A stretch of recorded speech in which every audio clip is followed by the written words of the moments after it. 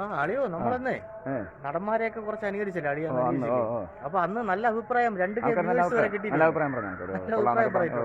അപ്പൊ വേറെയും കുറച്ച് നടന്മാരുണ്ടല്ലോ, അപ്പൊ അവരെ കൂടെ നമുക്കൊന്ന് അനുകരിച്ചല്ലേ ഇപ്പോഴും നോക്കാം. ആ എനിക്ക് MS തൃപ്പൂണിത്തറ അദ്ദേഹത്തിന്റെ ഡയലോഗ് തന്നെ എനിക്ക് താനാരാധനയ്ക്കെന്ത് വേണം? സുമതിയുടെ മകൻ അശോകനല്ലേ താനിക്കണത്? താനാരാധനയ്ക്കെന്ത് വേണം?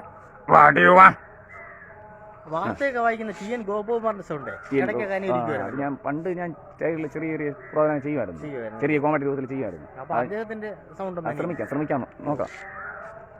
നമസ്കാരം, ഞാൻ TN ഗോപകുമാർ. നമസ്കാരം. ഡ്യൂപ്ലിക്കേറ്റ് വാർത്തകൾ.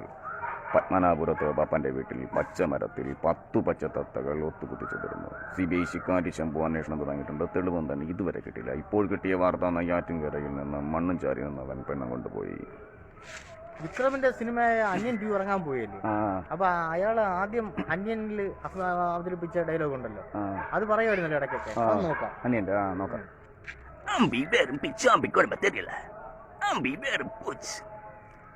இதுக்கு நீ இப்படி போட்டு அடிக்குது, என்ன விட்டுடுங்க.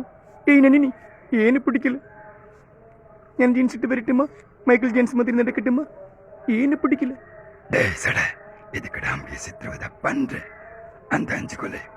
நான் ஒரு தப்பும் பண்ணல.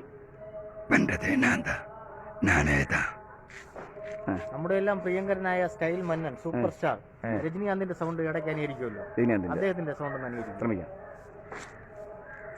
கணா இனிமே தானே பார்க்க போற. காலிடும் தாட்டத்தை பேட்டை வேலை. ஐயா படிச்சவங்க எல்லாம் புத்திசாலி இல்ல, படிக்காதவங்க எல்லாம் முட்டாளும் இல்ல.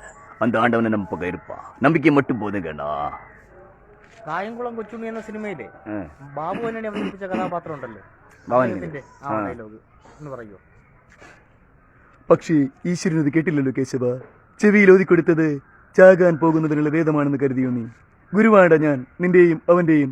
ദാ കാണ്, ശിക്ഷയിൽ ആർക്കും കൊടുക്കാതെ ഞാൻ ബാക്കി വെച്ച അടവ്.